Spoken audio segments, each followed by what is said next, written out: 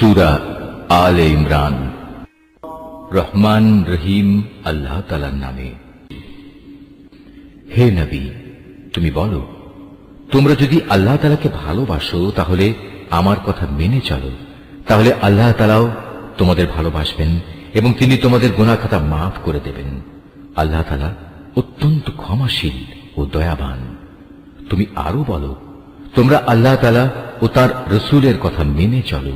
এ আহ্বান সত্ত্বেও তারা যদি এ থেকে মুখ ফিরিয়ে নেয়, তুমি জেনে রেখো আল্লাহ তাআলা কখনো কাফেরদের পছন্দ করেন না। অবশ্যই আল্লাহ তাআলা আদম, নূহ এবং ইব্রাহিমের বংশধর ও ইমরানের বংশধরদের সৃষ্টিকুলের উপর নেতৃত্ব করার জন্য বাছাই করে নিয়েছেন। নেতৃত্বে সমাসীন এদের সন্তানরা বংশানুক্রমে পরস্পর পরস্পরের বংশধর। আল্লাহ তাআলা সবার কথাবার্তা শুনতে পান এবং সব কথা তিনি জানেন।